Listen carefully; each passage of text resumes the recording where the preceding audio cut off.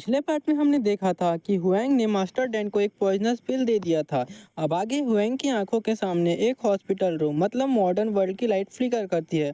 उसके सामने उसकी असली दुनिया की गर्लफ्रेंड नाना दिखाई देती है, जो सर्जिकल लाइट के नीचे उसे देख रही होती है। उसकी असली नाम हुओ वैंग की गूंज सुनाई देती है। हुएंग बोलता है, नाना क्या तुम मुझे लेने आई हो? भले ही ये सिर्फ एक हेल्यूसिनेशन हो पर उतना भी बुरा नहीं है। उसे हेल्यूसिनेशन में दिखाता है बेड 14 का पेशेंट भी होश हो रहा है। प्राइमरी डायग्नोसिस फूड पॉइजनिंग है। जल्दी करो, गैस्ट्रिक लेवेज के लिए स्टमक पंप लेकर आओ। इधर हुएंग सोच रहा होता है, मेरा घंटा गैस्ट्रिक लेवे, ये एक साइकेट्रिक हॉस्पिटल है मतलब पागल खाना है। यहाँ घंटे का स्टमक पंप मिलेगा तुम्हें। भाई लिटरली हुएंग यही बोल रहा होता है भाई, उसका हिंदी में मीनिंग यही होता है। अरे हेल्यूसिनेशन के भूत, कम से कम थोड़ी तो लॉजिक वाली बात कर लिया करो। तभी ली हुएंग को एक आवाज आता है, हुओ वैंग, ली हुओंग, हिम्मत मत हारना, तुमने मुझसे वादा किया था। हार्टबीट लाइन एक साथ उसके कानों में नाना के चीखने की आवाज आती है। उसके आंखों के सामने फ्लाई बर्ड और ब्लड रिफ्लेक्शन दिखते हैं। उसके गले से खौफनाक तरीके से सारा जहर और ब्लड बाहर निकलता है। वेंग खांसते हुए जमीन पर गिरता है और सारा पॉइजन बाहर निकाल देता है। मैं अभी भी जिंदा हूँ, ये कैसे हो सकता है? वो हैरान है कि इतना जहर खाने के बाद भी वो कैसे बच गया। ये सब इतने भी मिस्ट्रीज है, वो दोस्तों आगे जाके आपको पता चलेगा, तो ये सीरीज बिल्कुल भी मिस मत करना। हुएंग बोलता है, रुको, अगर मैं अभी तक जिंदा हूँ तो इसका मतलब डेंग यांगजी भी। और वो पीछे मुड़कर देखता है और वो देखकर चौंक जाता है। ये क्या बकवास है? ये किस चीज में बदल गया है? मास्टर डैन का शरीर एक म्यूटेड मॉन्स्टर में बदल जाता है, जिसके सर पर 3 बड़े बड़े मुंह और पंख निकल आए हैं। हुएंग सोचता है, क्या ये 3 flower gather at the top of the head वाली स्टेट है? क्या ये सच में इमॉर्टल बन रहा है? तो ये बात है। अच्छा तो ऐसा होता है, इस मास्टर को इनलाइटमेंट मिल गया है। इस बूढ़े डॉइस को सब समझ आ गया है। मास्टर डेंग यांगी के म्यूटेड बॉडी में इतनी इंटेंस स्पिरिचुअल एनर्जी बर्स्ट होती है कि उसका पूरा शरीर एक्सप्लोसिव तरीके से फट जाता है। पूरे रूम में खून, मिट्टी और आत्माओं का सैलाब फैल जाता है। इस खौफनाक मंजर के बीच हमारा हुएंग चुपचाप खड़ा होता है और जमीन पर मास्टर डैन के बचे हुए कपड़ों के टुकड़ों को देखता है और हंसने लगता है। इस बार वो पागल मास्टर पूरी तरह मर चुका है, लेकिन मैं क्यों नहीं मरा? भाई लिटरली इस मांगा में ना इतने मिस्ट्रीज है, लिटरली भाई, लाइक दो दुनिया के कनेक्शन, पावर सिस्टम एंड सबसे बड़ा मिस्ट्रीज तो हुएंग खुद है। भाई वो इतना बार मरने का ट्राई कर चुका है बट वो मर क्यों नहीं रहा? आगे देखते हैं। अब आगे मुझे क्या करना चाहिए? हुएंग जमीन से मास्टर डैन के कपड़े के टुकड़े को उठाता है और एक गहरी विचार में डूब जाता है। तभी वहाँ खुद डिसाइपल आके बोलते हैं, हे तुम कौन से इविल स्पिरिट हो? बोलो, हमारे मास्टर कहाँ है? हुएंग बोलता है, मास्टर जिसके ऊपर तुमने अपना पैर रखा है वही तुम्हारा मास्टर है। भाई दोनों की ऐसी तैसी हो जाती है भाई। और तुम दोनों सीनियर ब्रदर, मैं जू यांग हूँ।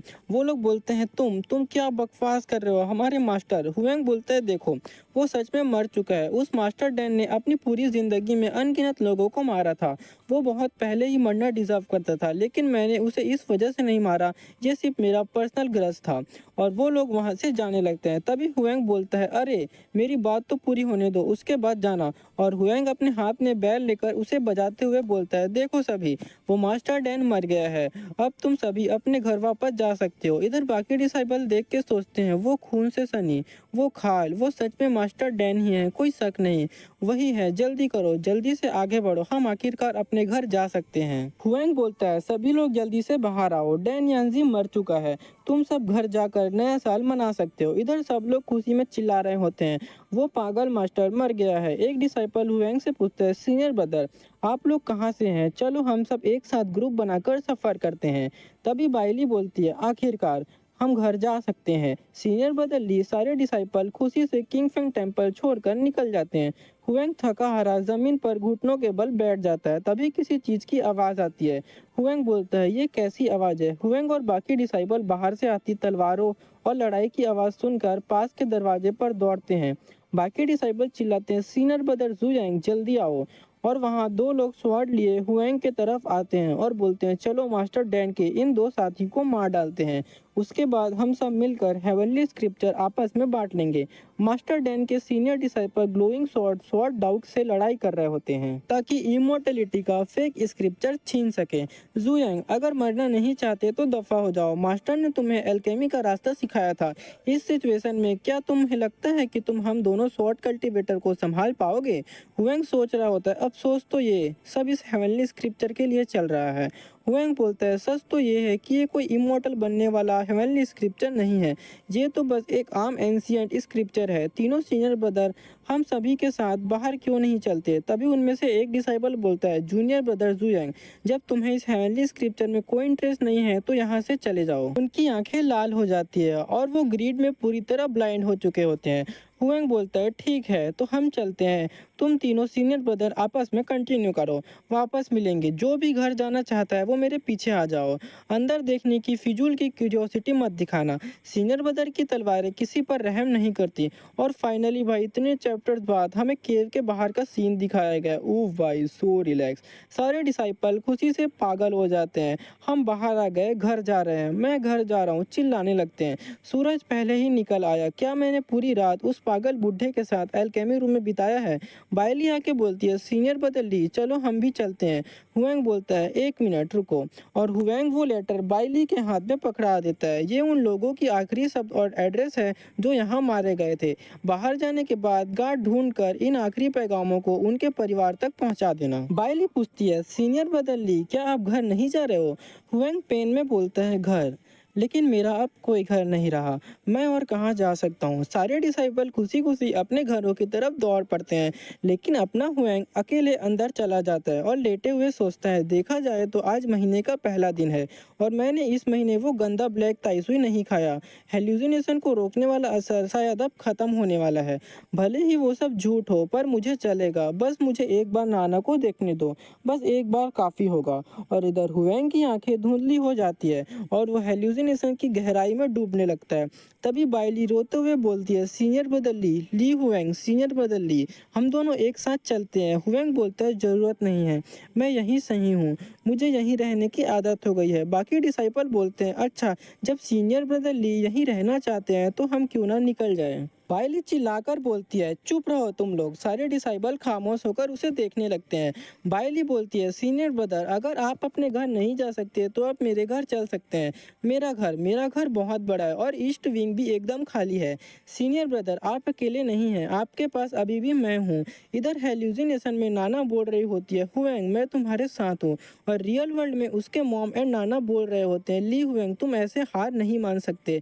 क्या तुम्हें सुनाई दे रहा है? बेटा तुम मर नहीं सकते, अगर तुम मर गए तो मैं और तुम्हारे पापा कैसे जिंदा रहेंगे? ऑक्सीजन मास्क और हॉस्पिटल मॉनिटर की बीप साउंड आती है। हुएंग की आंखों पर एक साइकेडलिक बटरफ्लाई आकर बैठ जाती है जो हेल्यूसिनेशन और रियलिटी के बीच का ब्रिज होता है। हुएंग बोलता है नाना क्या ये तुम हो? रेड ब्लड लाइक स्पेस में हुएंग आसमान से गिरती हुई नाना को अपने गले से लगा लेता है। नाना बोलती है हुएंग मुझसे वादा करो चाहे कुछ भी हो जाए तुम कभी हार नहीं मानोगे, तुम्हें अच्छे से जिंदा रहना होगा समझे? हुएंग बोलता है ठीक है मैं तुमसे वादा करता हूँ। तभी हम रियल टाइम में देखते हैं बायली बोल रही होती है सीनियर ब्रदर ली चलो चलते हैं, मुझे इस पोजीशन में बैठने में अजीब लग रहा है। भाई यार हुएंग जिसे नाना समझकर रोते हुए गले लगाकर और सर फेर रहा था वो असलियत में नाना नहीं बल्कि हमारी बायली थी। हुएंग की आंखें खुलती है और उसे समझ आता है कि उसकी मैडनेस और हेल्यूसिनेशन कितनी गहरी है। बायली बोलती है अरे हाँ मैं जो वापस आपको दे रही हूँ, हम सब अनपढ़ है भाई साहब। इसलिए मरे हुए लोगों के आखिरी पैगाम और वसीयत आपको खुद उनके परिवार तक पहुंचानी होगी। सीनियर ब्रदर ली। तभी वो बड़ा वाला डिसाइपल बोल रहा होता है मैं पढ़ सकता हूँ। छोटा डिसाइपल उसको चुप कराता है, अगर पढ़ना आता भी है तो चुप रहने में ही भलाई है। तभी बायली बोलती है सीनियर ब्रदर ली आपने खुद उनसे वादा किया था और एक मर्द अपना वादा कभी नहीं तोड़ता है। तभी हुएंग रेडी हो जाता है चलो ठीक है चलते हैं। हुएंग चलते हुए बोलता है तुम लोग पहले यहाँ खाना ढूंढो ताकि रास्ते में परेशानी ना हो, मुझे अभी एक और मामला निपटाना है। बाकी डिसाइबल बोलते हैं जी सीनियर ब्रदर ली। इधर हुएंग सोचता है अजीब बात है ये ब्लैक ताइसुई पूरे किंग फेंग टेम्पल में कहाँ गया? क्या उसके पैर निकल आए हैं और वो भाग गया? इसके बिना मैं अपना पागलपन नहीं रोक पाऊंगा। अब बस वो एल्केमी रूम बचा है जहाँ पागल बुढ़ा मरा था। तभी हुएंग ब्लैक ताइसुई देख के बोलता है अरे वाह ये गुफा से निकलकर यहाँ कैसे आया? ये डेंग जैंगजी की लाश के टुकड़ों के लिए यहाँ आया है। रुको ये ब्लैक ताइसुई तो सिकुड़ रहा है, क्यों ऐसा कैसे हो सकता है? तो क्या इस जीव की जिंदगी डैन यांगजी के साथ जुड़ी हुई थी? हुएंग चिल्लाता है अरे अरे थोड़ा रुको, अगर तुम सिकुड़ कर खत्म हो गए तो मेरे पागलपन का क्या होगा? तुम्हें उस पागल बुढ़े के शरीर के टुकड़े चाहिए ना, मैं खिलाता हूँ तुम्हें। हुएंग ढूंढने लगता है हुएंग ये कैसे हो सकता है? डैन यांगजी के टुकड़े खाने के बाद ये ब्लैक तो ऐसी और भी तेजी से सिकुड़ रहा है, ऐसे कैसे? अगर ये भी मर गया तो इसे ज़ाया नहीं होने दूंगा। तभी बाइली चिल्लाते हुए आती है। सूखा खाना, पैसे और कपड़े सब पैक हो गए हैं। पता नहीं सीनियर बदली क्या कर रहे हैं। तभी वो लोग सामने देखकर शॉक्ड हो जाते हैं। ये क्या? सीनियर बदली यहाँ ये क्या करने आए थे? एक डिसाइपल वॉमिट करते हुए बोलता है, मुझे पता था यहाँ नहीं आना चाहिए था। क्या पता ये रास्ते में हमें ही ना खा जाए। और इधर हुएंग उस चीज को खा रहा होता है। लुक एट दिस पैनल भाई। वो मरते हुए म्यूटेड ब्लैक ताइसुई को अंदर अपने मुंह में डालकर खा रहा होता है ताकि वो उसके हेल्यूसिनेशन इफेक्ट को बचा सके। बाइली बोलती है, सीनियर बदली आप यहाँ हैं? हुएंग बोलता है, हाँ, ये ब्लैक ताइसुई मेरे पागलपन को रोक के रखता है। पता नहीं क्यों पर ये तेजी से सिकुड़ रहा है और ऐसा लग रहा है कि ये गायब हो जाएगा, इसलिए मेरे पास इसे खाने के अलावा और कोई चारा नहीं है। तभी बाइली बोलती है, आपके कपड़े गंदे हो गए सीनियर ब्रदर, मैं आपके लिए साफ कपड़े लेके आई हूँ। क्या कोई और चीज़ है जो आप लाना भूल गए हैं सीनियर ब्रदर? हुएंग बोलता है, हे चलो ठीक है, अभी मुझे एक और जगह जाकर चेक करना है। हुएंग साफ कपड़े पहन लेता है और बाकी डिसाइबल के साथ मेन हॉल की तरफ बढ़ता है और बोलता है, यहाँ कितना सन्नाटा है, लगता है तीनों सीनियर ब्रदर ने आपस में मामला निपटा लिया है। सीनियर ब्रदर, क्या आप लोगों की लड़ाई खत्म हो गई है? हॉल में तीनों सीनियर ब्रदर एक दूसरे को ब्रूटली मार चुके होते हैं। उनकी बॉडी वॉल पर लटकी और फ्लोर पर पड़ी होती है। ये सब के सब मर गए। कितना दर्दनाक है। सीनियर ब्रदर को अब इस तलवार की जरूरत नहीं पड़ेगी, इसलिए मैं आपका जूनियर ब्रदर इसे अपने साथ ले जा रहा हूँ। और वो उस तलवार को उठा लेता है। हुएंग सीनियर ब्रदर की स्वॉर्ड से उस heavenly book fake stone tablet पर प्रहार करता है, लेकिन स्वॉर्ड के टुकड़े टुकड़े हो जाते हैं। हुएंग बोलता है, डैम इट, इस तलवार के टुकड़े ही हो गए। क्या ये हेवनली बुक इतनी ज़्यादा मजबूत है? लगता है अभी के लिए इस हेवनली बुक को एक ट्रेजर माना जा सकता है। क्यों ना मैं इसे अपने साथ लिए चलूँ? अगर मेरे काम नहीं आई तो किसी शॉप पर इसे गिरवी रखकर रास्ते के खर्चे निकाल लूंगा। हुएंग बॉडी की तरफ देखकर बोलता है, सीनियर ब्रदर चैंगरेंग, आपकी एक और तलवार यहाँ पड़ी है, इसे भी मैं अपने साथ ले जा रहा हूँ। शांति से स्वर्ग सिधारो। सारे डिसाइबल बोलते हैं, सीनियर ब्रदर ली, क्या हम अब निकलने वाले हैं? हुएंग बोलता है, आगे बढ़ो, चलो इस मनहूस जगह को छोड़कर निकलते हैं। सारे डिसाइबल पहाड़ के रास्ते से नीचे उतरते हैं। पीछे पूरा किंगफन टेम्पल आग और धुएं में चल रहा होता है। हुएंग बोलता है, यहाँ की हर एक चीज साफ सुथरे तरीके से जलकर राख हो जाए। हे आगे चलकर मुझे कैसे लोग और हादसे मिलेंगे, मैं अचानक उनका इंतजार करने लगा हूँ। तभी बाइली बोलती है, सीनियर बदल ली, थोड़ा धीमे चलो, मेरी आंखों में दर्द हो रहा है। हुएंग बोलता है, इसके क्या क्या इसके एल्बिनिज्म की वजह से इसके धूप में दर्द हो रहा है? हुएंग अपने कपड़े से एक पट्टी फाड़ता है। हुएंग बोलता है, अगली बार जब धूप निकले तो तुम इस कपड़े को अपनी आंखों पर बांध सकती हो। बाइली बोलती है, लेकिन इससे तो मुझे कुछ दिखाई ही नहीं देगा। हुएंग बाइली का हाथ पकड़ते हुए बोलता है, कोई बात नहीं, मैं तुम्हारा हाथ पकड़ कर चलूंगा। तभी सीन चेंज होता है। कोई एक फादर बोल रहा होता है, सूखे पापड़ मतलब स्किनी चाइल्ड, तेरा काम हुआ कि नहीं? तभी एक बच्चा बोलता है, बस होने ही वाला है। बेटा बोलता है, हद है पापा, हकते वक्त भी कोई इतना जल्दी मचाता है क्या? छी भाई, ये सब क्या सीन आ गया। इतना मस्त लव स्टोरी चल रहा था उधर। तभी हमें इस कैरेक्टर के बारे में बताया जाता है, लू फैमिली, यंगेस्ट सन लू जाओकाई।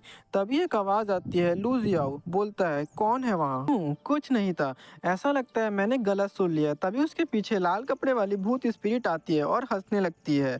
लू जियाओ जोर से चिल्लाता है, भूत। तभी सीन शिफ्ट होते हैं और इधर हमें गाड़ी के पीछे देखते हैं, सब लोग छुपे होते हैं। फादर का नेम है लू जुरेन एंड मदर का नेम है लू जुआन एंड इनके दादा का नाम लू जुएंग है। तभी लू जियाओ बोलता है, पापा हम अब क्या करें? पापा कुछ तो सोचिए। लू जुएंग बोलते हैं, मुझे क्या पता क्या करना है इस हालात में, हम बस। तभी लू जुएंग मतलब लू जियाओ के दादा और ये ट्रॉप लीडर भी होते हैं, वो बोलते हैं, प्लीज़ हमारे परिवार पर रहम कीजिए, हमारे परिवार की किस्मत पहले से ही फूटी हुई है, हम तो बस यहाँ पेट पालने आए हैं। तभी वो क्रीपी स्पिरिट मॉन्स्टर बोलता है, हे मुझे बताओ, क्या मैं एक ह्यूमन जैसा दिखता हूँ या एक गॉड? जैसे ही लू जुएंग बोलता है, ये चीज़ क्या है? यहाँ सील अपने रूप की प्राप्ति मांगने आई है। मैं बिना सोचे जवाब नहीं दे सकता, अगर मैंने गलत जवाब दिया तो मेरे पूरा परिवार खत्म हो जाएगा। आप एक गॉड जैसे दिखते हैं। नहीं नहीं, इंसान जैसे, आप तो बिल्कुल एक इंसान जैसे दिखते हैं। तभी वो स्पिरिट मॉन्स्टर बोलती है, ये भी सही नहीं है, ऐसा तो नहीं होना चाहिए था। सीन चेंज होता है। इधर एक डिसाइपल हुएंग से बोलता है, मैंने आपसे कहा था ना सीनियर ब्रदर, पॉप के उस ढेर का पीछा करके हमें जरूर कोई ना कोई मिल जाता। आखिरकार वो अभी भी गर्म था। छी भाई, ये क्या चल रहा है इस मांगा में, जिसको भी समझ नहीं आया ये लाइन जाके हिंदी ट्रांसलेशन कर सकता है भाई, मैं ना कर सकता। इधर बाइली सोच रही होती है, अच्छी ये कितना गंदा है। एग्जैक्टली बाइली, वही तो, ये पता नहीं मांगा राइटर क्या ही बना दिया। एक डिसाइपल दूसरे डिसाइपल को बोलता है, तुम कितने बड़े बेवकूफ़ हो, तुम्हें पता था वो कितनी गंदी चीज़ है, फिर भी तुम सर झुकाकर आगे बढ़ गए। क्या तुम उसे खाने वाले थे? बस कर दो भाई, मुझे छुट्टी दे दो यार। तभी हुएंग बोलता है, एक मिनट रुको। सभी डिसाइपल बोलते हैं, डैम सीनियर बदल ली, देखिए वो क्या है, उसके दोनों तरफ चेहरा है, सर का पिछला हिस्सा तो है ही नहीं। और उधर वो बच्चा लूज यो चिल्ला रहा होता है, पापा पापा अपने पीछे देखिए। उसके फादर बोलते हैं, ये मॉन्स्टर फिर से किस चीज़ के लिए आ गया? डिसाइपल बोलते हैं हुएंग से, किसे मॉन्स्टर बोल रहे हो तुम? लड़ाई करनी है क्या? हुएंग बोलते हैं, तुम लोग अभी के लिए यहीं रुको। वो स्पिरिट मॉन्स्टर बोलती है, हे और लोग आ रहे हैं। हुएंग बोलता है, तुम क्या चीज़ हो? वो स्पिरिट मॉन्स्टर बोलती है, हे मैं एक इंसान हूँ, क्या मैं इंसान जैसा नहीं दिखता हूँ? हुएंग बोलता है, तुम एकदम घटिया कचरे जैसे दिखते हो। भाई साहब, मुझे क्या फ़र्क पड़ता है, ये जो भी हो, पहला वॉर ही सबसे अच्छी डिफेंस होता है, जाओ वॉर करो। हुएंग हवा में जंपिंग स्ट्राइक करता है और अपनी स्वॉर्ड से दो चेहरे वाली स्पिरिट पर सीधा अटैक करता है। स्वॉर्ड स्पिरिट के कपड़े फाड़ कर गुजरती है, लेकिन फिजिकल अटैक पर कोई असर नहीं होता।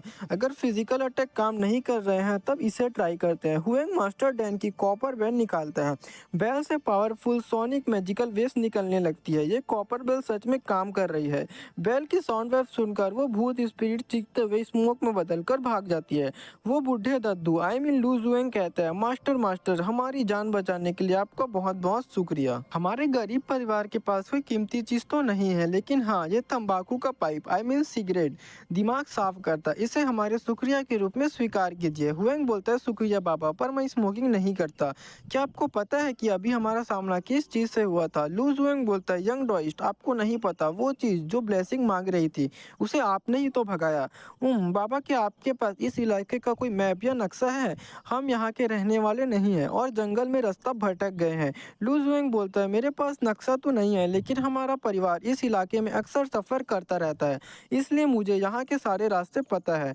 आप कहाँ जा रहे हैं यंग डॉइस्ट? अगर हम एक ही रास्ते पर जा रहे हैं तो हम साथ में सफ़र कर सकते हैं। और वो अपने मन में सोचता है, इस डॉइस के पास सच में कोई न कोई पावर है, वो भूत स्पिरिट चीज हमारे पीछे पड़ गई है। अगर हम इसके साथ रहेंगे तो हमारा ये परिवार सेफ रहेगा। हुएंग बोलता है, मुझे काफ़ी जगहों पर जाना है, इन जूनियर ब्रदर और सिस्टर को किंगफन टेम्पल से मैं ही बाहर लाया था, इसलिए इन्हें उनके घर पहुंचाना मेरी जिम्मेदारी है। और ऐसे भी बहुत से लोग हैं जो अब कभी घर वापस नहीं जा सकते, मुझे उनके परिवारों तक जाकर एक एक करके उनकी मौत की खबर खुद देनी होगी। लू जुएंग बोलता है, हाँ मैं समझ गया यंग डॉय, देखिए मैंने ज़मीन पर एक रफ मैप बना दिया है। हुएंग पूछते हैं, हाँ हम अभी कहाँ पर है? लू जुएंग कहता है, ये साउसू है, हाउसू के नीचे सी की है, सी की के लेफ्ट साइड में नाइनपिंग किंगडम है। हम अभी वूली गैंग के रास्ते पर हैं, वूली गैंग से आगे बढ़ेंगे तो जियाने टाउन आएगा, जियाने टाउन को क्रॉस करने पर सी जिंग पहुंच जाएंगे। इधर हुएंग सोच रहा होता है, ये दुनिया पुरानी 5 डायनेस्टीज एंड 10 किंगडम के दौर जैसी लगती है, यहाँ कोई एक यूनिफाइड देश या सेंट्रल गवर्नमेंट नहीं है। हुएंग बोलता है, सुनिएगा सर, अगर हमें लियांग किंगडम जाना हो तो किस रास्ते से जाना होगा? तभी लू जुएंग बोलते हैं, यंग डॉइस्ट, आप लियांग किंगडम जा रहे हैं, वो जगह तो बहुत दूर है और 2 साल पहले तक वो हमारे नैनपिंग किंगडम के साथ जंग में था। एम्पायर के पास सभी डिसाइपल चुपचाप बैठे सुन रहे होते हैं। बाइली हुएंग को देख रही होती है। हुएंग बोलता है, घबराओ मत, मैं तुम सभी को घर पहुंचा दूंगा। लू जुएंग बोलते हैं, यंग डॉइस्ट, अगर आपको लियांग किंगडम जाना है तो आपको जियाने टाउन से गुजरना ही होगा, इसलिए हम इतना रास्ता साथ में तय कर सकते हैं, क्यों ना हम टीम अप कर ले। लेकिन तभी एक डिसाइपल बोलता है, सीनियर बदली, मेरा परिवार जियाने टाउन में ही रहता है, जियाने टाउन में एस्कॉर्ट सर्विस मतलब गार्ड है, अगर आप उन्हें सिल्वर देंगे तो वो पूरे नैनपिंग किंगडम में कहीं भी पैगाम पहुंचा देंगे। जियाने टाउन, ठीक है सर, हम सब जियाने टाउन तक साथ में चलेंगे और रास्ते के लिए हम आप पर ही डिपेंडेंट रहेंगे। लू जुएंग बोलते हैं, यंग डॉइस मास्टर, अब बहुत अच्छे हैं, आगे की सारी बातें आराम से हो जाएंगी। जंगल से गुजरते वक्त हल्की स्पूकी एनर्जी अभी भी उनका पीछा कर रही होती है। हुएंग पूछता है, सर आपकी नाटक मंडली का बिजनेस यहाँ कैसा चल रहा है? लू जुएंग बोलते हैं, वक्त बहुत बुरा चल रहा है है और बिजनेस बहुत मुश्किल है। एक भयानक सूखे के बाद पूरे नैनपिंग में बाढ़ आ गई और आम जनता के पास खाने तक के लांदे पड़ गए हैं। आम लोगों के पास पैसे ही नहीं है तो नाटक देखने और टिप देने कौन ही आएगा। हुएंग बोलता है तो क्या यहाँ कोई अमीर लोग नहीं बचे, जैसे बड़े जमींदार या अमीर लोग? लू जुएंग बोलते हैं अमीर लोग, ये अमीर लोग तो किसी के फ्यूनर पर नाटक मंडली बुलाने का जहमत तक नहीं उठाते, बस खाना खिलाकर मामला खत्म कर देते हैं। तभी उसका बड़ा बेटा लू जुरन बोलता है कितने बेशरम और संस्कारहीन लोग हैं। तभी लू जुरन वहाँ के बच्चों को हेलो कहता है। बच्चे रोते हुए कहते हैं भूत हुआ मम्मी। जैनी टाउन के बच्चे लू जुरन के गंदे और स्कार्स वाले चेहरे को देखकर डर जाते हैं। लू जुएंग कहते हैं हम कलाकारों की तुलना इस यंग डॉयज की पावर से कैसे हो सकती है। ये यंग डॉयज इतनी कम उम्र में इतना पावरफुल है, इसका भविष्य तो बेमिसाल होगा। हुएंग कहता है ऐसा कोई बात नहीं है। अच्छा ये बताइए क्या इस नैनपिंग कंट्री में कोई फेमस सेक्ट या खतरनाक सेक्ट है जिनके पास स्पेशल एबिलिटीज हो, जैसे मेरे पास है? लू जुएंग कहते हैं स्पेशल एबिलिटीज, हाँ, जीजिंग सिटी में एक सेक्ट है। वो लोगों को बच्चे पैदा करने में मदद करने में बहुत माहिर है। और सोचते हुए कहता है उसका नाम क्या नाम था उसका, अगर आप जीजिंग पहुंच गए तो रास्ते में किसी से भी पूछ लेना, सबको पता है वहाँ के लोगों के बारे में। उनका बेटा कहता है पापा आगे देखिए हम वुलीगेंग पहुंच गए हैं। लू जुएंग कहते हैं यंग डॉयज चलो गांव के एंट्रेंस पर खाली जगह पर चलते हैं और अपना नाटक शुरू करते हैं। हुएंग ठीक है बोलता है। वो लोग चिल्लाकर बोलते हैं लू फैमिली थिएटर ट्रॉप का शो शुरू होने वाला है, स्टेज लगाओ सभी।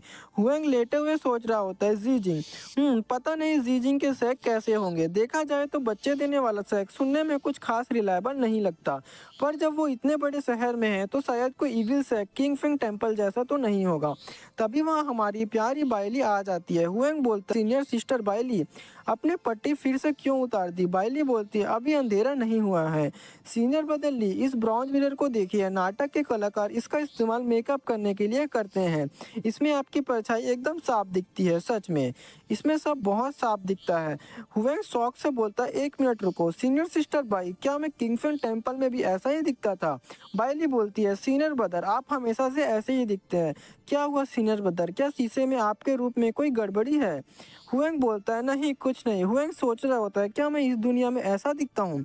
हॉस्पिटल में तो मैं अभी भी हाई स्कूल में ही पढ़ता था, तो यहाँ मैं इतना बड़ा और उम्र दराज कैसे लग सकता हूँ? मेरा दिमाग पूरी तरह से उलझ चुका है और अभी यादें टुकड़ों में बिखर चुकी है।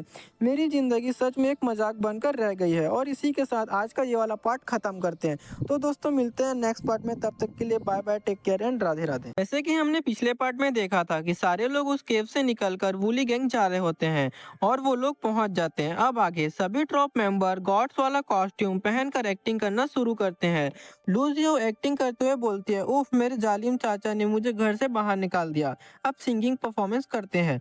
बहती हुई बर्फ के बीच अकेले जंगल में हंस की तरह रास्ते की घास की तरह जिसे सभी ने कुचला है, मैं और मेरी बेटी भूख और ठंड से तड़प रहे हैं। ये अब सहन नहीं होता, अब हम बस सड़कों पर भीख ही मांग सकते हैं। क्राउड बोलते हैं वाह तो लू फैमिली ट्रॉप ऐसे नाटक करती है। इधर हुएंग बोलता है ये लोग मेहनत करके अपना पैसा कमाते हैं। तभी लू जुएंग गेटअप में आके बोलते हैं यंग डॉइस्ट, अरे सुनिए यंग डॉइस्ट आप एकदम सही वक्त पर आए हैं। हुएंग बोलता है क्या बात है, इस बूढ़े के बिजनेस में थोड़ी परेशानी आ गई है, क्या मैं आपको थोड़ी तकलीफ दे सकता हूँ मेरी मदद करने के लिए? हुएंग बोलता है मास्टर लू मुझे नाटक या गाना नहीं आता, मुझे डर है कि मैं आपकी इस परेशानी में मदद नहीं कर पाऊंगा। लू जुएंग कहते हैं नहीं नहीं यंग डॉइस मास्टर, आपको कोई नाटक या गाना नहीं गाना, ये कुछ और काम है जिसमें आप मेरी मदद कर सकते हैं। वुलीगेंग में यहाँ एक अमीर परिवार रहता है हू फैमिली के मास्टर ने अभी किसी के हाथ बैक स्टेज पर पैगाम भेजकर पूछा है, वो चाहते हैं कि मैं उनके घर जाकर एक घोस्ट प्ले मतलब भूतों का नाटक करूं। हुएंग शौक होते हुए बोलता है घोस्ट प्ले करना, आपका मतलब भूतों के लिए नाटक करना? लू जुएंग बोलते हैं अरे बाप रे नहीं बिल्कुल ऐसा नहीं है। लू जुएंग समझाते हैं इस सो कॉल्ड घोस्ट ऑपेरा, इसका मतलब एंसेस्ट्रल हॉल में पूर्वजों के टैबलेट मतलब पिक्चर के सामने नाटक करना होता है, इसमें कोई बड़ी बात नहीं है। हुएंग बोलता है अगर बस इतनी सी बात है तो इस बिजनेस में परेशानी क्या है, मास्टर लोग खुद ये काम क्यों नहीं कर लेते हैं? लू जुएंग कहते हैं क्योंकि मैं भी पहली बार ऐसा घोस्ट प्ले कर रहा हूँ और मुझे थोड़ा डर लग रहा है समझे, इसलिए मैं चाहता हूँ कि आप जैसा एक डॉइस मास्टर मेरे साथ रहता कि मेरा मन शांत रहे। हुएंग बोलता है मास्टर लू मुझे माफ़ कीजिएगा, मैं इसमें मदद नहीं कर पाऊंगा। मैं आमतौर पर ऐसी भूत वाली चीज़ों से दूर ही रहता हूँ, इसलिए जानबूझकर इसमें पढ़ने का तो सवाल ही पैदा नहीं होता। तभी सीन शिफ्ट होता है। बाइली बोल रही होती है सीनियर ब्रदर ली हमारे पास ज़्यादा खाना नहीं बचा है, अगर हम कंजूसी से भी खाए तो भी ये सिर्फ 3 दिन ही चलेगा। हुएंग बोलता है क्या हमारे पास पैसे कम हैं? मेरे पास ये जेट पेंडेंट है, इसे बेचकर पैसे निकाल सकते हैं।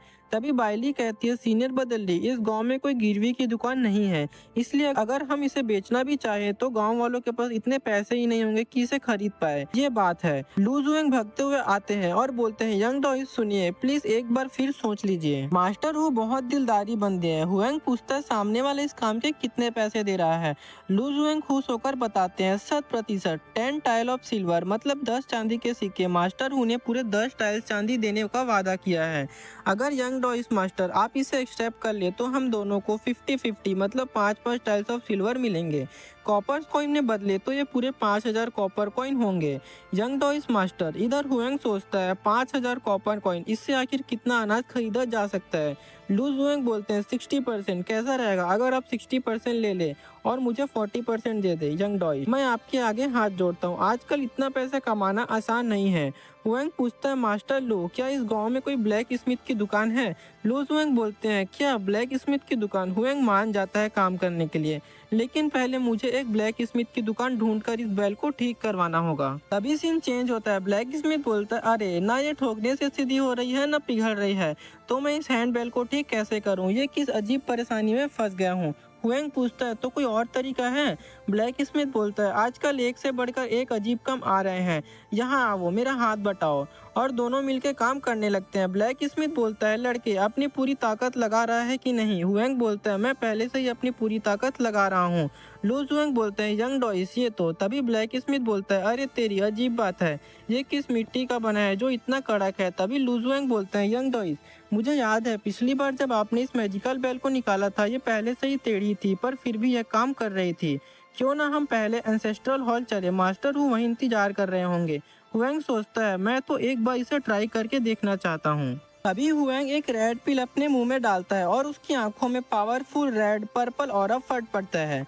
ब्लैक स्मिथ कहता है लड़के हम दोनों मिलकर नहीं कर पाए और तू अकेला करेगा, पता नहीं कैसे करेगा। ये क्या है, ये तो सच में कमाल है। हुएंग पिल से ली हुई इल्यूजनरी रियलिटी बेंडिंग पावर से उस बैल को हाथ से दबाकर बिल्कुल पहले जैसे ठीक कर देता है। लू जुएंग ब्लैक स्मिथ से कहता है वाह, मैंने तुमसे कहा था ना कि ये यंग डॉइस बहुत पावरफुल है। मास्टर हु ने इस बार सच में किसी बड़े एक्सपर्ट को बुलाया है। तभी सीन चेंज होता है। लू ड्रॉप और द डिसाइपल पहाड़ के रास्ते से मास्टर हु के एंसेस्ट्रल हॉल की तरफ बढ़ते हैं। हुएंग बोलता है एंसेस्ट्रल हॉल में जाने से पहले मुझे इस हैंडबेल को एक बार टेस्ट कर लेना चाहिए। ऐसा लगता है ये ठीक हो गया है, अब मुझे बस वैसे ही ट्राई करना पड़ेगा जैसे बाल्डी मास्टर डैन यांगजी करता था। पहले बैल को बजाओ। ली हुएंग हाथ में बैल उठाकर उसे हवा में रिंग करता है जिससे मैजिकल शॉकवेव्स निकलने लगता है और बोलता है ये काम कर गया। और हम देखते हैं वहां पर एक मिस्टर यू की स्पिरिट समन हो जाती है। हुएंग बोलता है कामयाबी मिल गई, भले ही सिर्फ एक मिस्टर यू स्पिरिट समन हुआ है, अब आगे बाल्डी मास्टर की तरह जमीन से मिट्टी उठाकर अपने मुंह में ठूसना पड़ेगा। ली हुएंग जमीन से मिट्टी उठाकर चबाने लगता है। फिर वो स्पिरिट बोलती है कैन यू अंडरस्टैंड, क्या तुम मुझे यूज कर सकते हो? हुएंग बोलता है मेरी आवाज ये ऐसी अजीब और डिस्टॉर्टेड क्यों हो गई है? वो स्पिरिट बोलता है 3 month of life span exchange. हुएंग समझाता है एक बार काम करवाने के बदले 3 महीने की लाइफ स्पेन देनी होगी। हुएंग बोलता है थोड़ा कम करो, ये तो बहुत महंगा है, और वो स्पिरिट मना कर देता है। हुएंग सोचता है मास्टर यू को एक बार कमांड करने की कीमत पूरे 3 महीने की उम्र है और इसमें कोई डिस्काउंट भी नहीं मिलता, गायब हो जाओ। लगता है मुझे आगे चलकर इसे बहुत संभाल कर यूज करना पड़ेगा। ली हुएंग मिट्टी थूकता है और स्पेल को डिसमिस करता है। रात के वक्त पूरा group who family ancestral hall के दरवाजे पर पहुंच जाता है। लू जुएंग बोलता है यंग डॉइस्ट आप आखिरकार आ गए, आइए आइए इस तरफ। आपकी तैयारियां कैसी चल रही है? अभी मास्टर हु बता रहे थे कि पिछले सालों में भी उन्होंने दूसरी मंडलियों को घोस्ट ऑपेरा के लिए बुलाया था और तभी कुछ नहीं हुआ, इसलिए यंग डॉइस्ट आप घबराइए मत। हुएंग ठीक है बोलता है। लू जुएंग बोलते हैं सुनिए यंग डॉइस्ट, देखिए ये है मास्टर हु। मास्टर हु ये वही यंग डॉइस्ट है जिनके बारे में मैं आपको बताया था, इनके रहते हुए सब कुछ एकदम सेफ रहेगा। मास्टर हु बोलते हैं अच्छा ठीक है, आज रात के लिए हम आप दोनों पर भरोसा कर लेंगे। मास्टर हु बोलते हैं लेकिन मास्टर लू मुझे याद है आपकी नाटक मंडली में कुछ औरतें भी थी।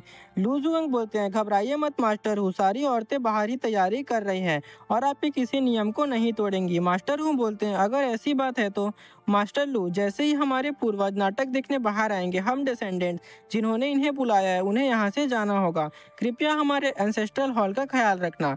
रही बात नाटक की, तो कोई चीयरफुल गाना ही चुनना।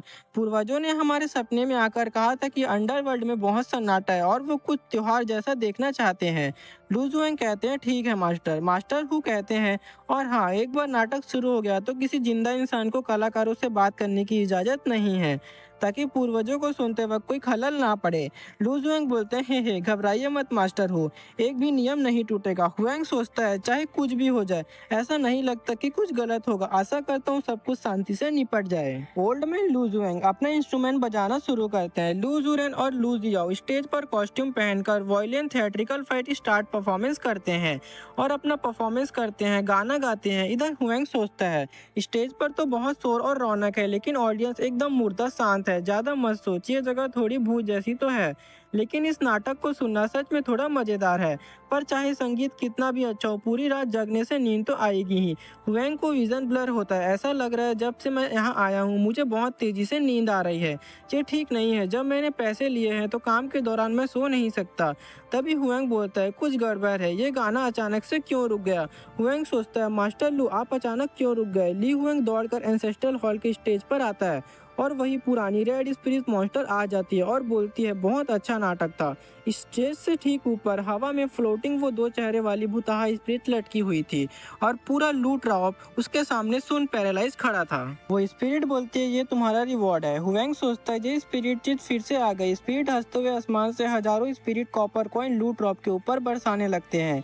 वो स्पिरिट बोलती है बिखर जाओ, ये लो सिक्के। लूजियो रोते हुए बोलती है पापा मुझे डर लग रहा है।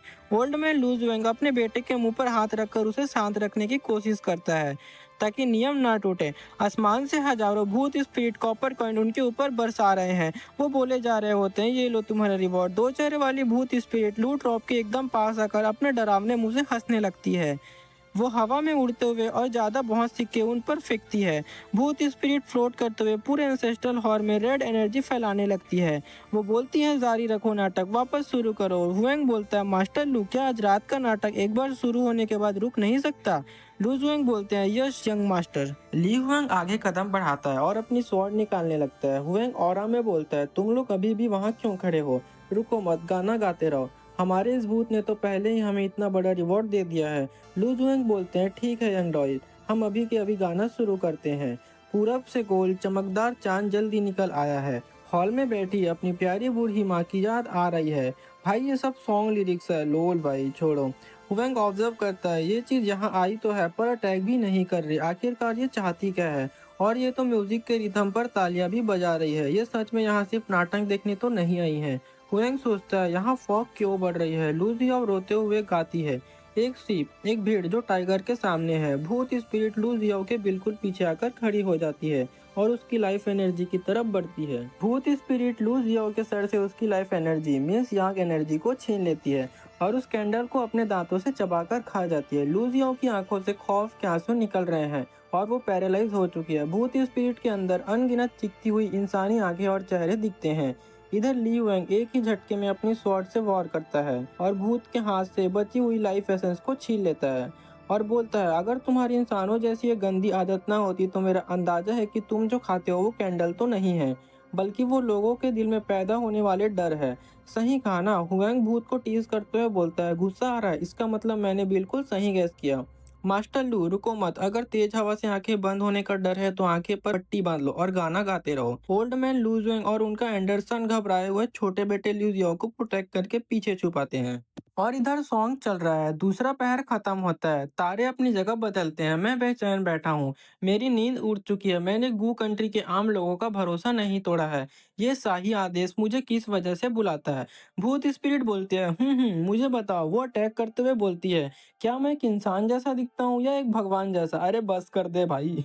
हुएंग बोलता है तुम तो दो यॉक वाले अंडे से बने शैतानी भूत जैसे दिखते हो। बिल्कुल सही भाई।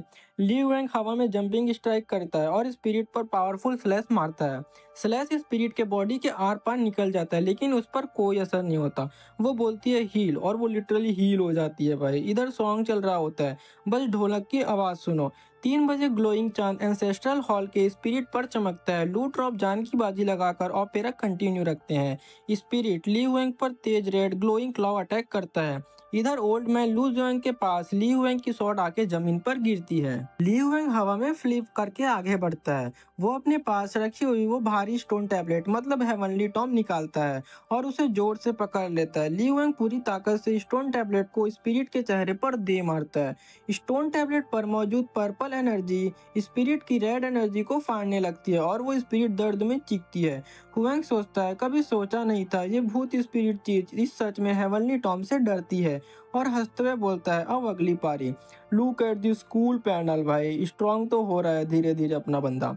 ली हुएंग के शरीर से पर्पल डार्क ऑरा निकलता है। वो रूप से नीचे जंप करके हैवी हेवनली टॉम से स्पिरिट पर ब्रूटल क्रशिंग स्ट्राइक करता है और सोचता है ये भूत स्पिरिट दीवारों के आर पार भी भाग सकती है। गायब हो गई स्पिरिट। लगता है बहुत तेजी से भाग निकली। स्पिरिट हेवनली टॉम की ताकत से घबरा कर दीवार के अंदर से डिसअपियर हो जाती है। हुएंग अपनी पर्पल ऑरा वाली स्टोन टैबलेट पकड़ कर देखता है भाग गई तो अपनी किस्मत अच्छी समझो। तभी ओल्ड मैन लू जुएंग आके बोलते हैं यंग डॉइज। हुएंग बोलते हैं क्या मेरी तलवार आपके पास जाकर गिरी थी? शुक्रिया मास्टर लू। ओल्ड मैन ली हुएंग की बॉड दोनों हाथों से उठाकर उसे वापस लौटाने के लिए आगे बढ़ता है। उस स्पिरिट ने लू जुएंग को पोजेस कर लिया है। मुझे बताओ मैं एक इंसान जैसा दिखता हूँ या एक भगवान जैसा? अरे बस कर दे भाई कितना बार पूछेगा। ओल्ड मैन लू के चेहरे पर वही खौफनाक टू फेस ब्राइट एंटिटी का रूप आ जाता है और उसकी आंखें लाल हो जाती है। हुएंग शॉक में बोलता है गड़बड़ हो गई। ये मास्टर लू नकली है। मुझे तलवार वापस नहीं लेनी चाहिए थी। मेरे दोनों हाथों फंसे हुए हैं। नकली मास्टर लू एक झटके में ली हुएंग पर फैटल ब्लो करता है। वो अपने लाल खूनी हाथ से ली हुएंग के पेट के आर पार वार कर देता है और वो स्पिरिट हंसने लगती है। तुम अब यहाँ से कहीं नहीं भाग सकते। ली हुएंग दर्द में भी नहीं झुकता बल्कि वो जानबूझकर स्पिरिट को अपने पास आने देता है ताकि उसे ट्रैप कर सके। वो अपने दूसरे हाथ से कॉपर बेल निकाल कर सीधा स्पिरिट के सर के पास बजाने लगता है। कॉपर बेल से गोल्डन पर्पल एंशियंट ट्यून्स और इंटेंस मैजिकल साउंड वेव्स निकलने लगती है। बेल की साउंड वेव सीधे उस भूत एंटिटी को घेर लेती है जिससे वो भाग नहीं पाती। कॉपर बेल की पावर से हवा में मिस्टर जू का पोर्टल खुल जाता है। वो स्पिरिट मिस्टर जू के विशाल मुंह के अंदर पूरी तरह ट्रैप हो जाती है जहां से उसका निकलना लगभग नामुमकिन है। ली हुएंग कॉपर बेल और हेवनली टॉम का इस्तेमाल करके भूत स्पिरिट को जमीन पर पटक देता है। जमीन पर उसकी मांस टूटकर बिखर जाती है। हानली सोचता है आखिरकार इसका काम तमाम हो गया। तो इस चीज का असली शरीर जमीन पर बनने वाली शैडो थी। तभी तो इसके बॉडी को दो टुकड़ों में काटने पर भी इस पर कोई असर नहीं हो रहा था। वक्त का हिसाब लगाए तो सुबह के लगभग 5 बजने वाले हैं। आखिरकार सब खत्म हुआ और दूसरे ही पल एक और एंटिटी का एंट्री होता है।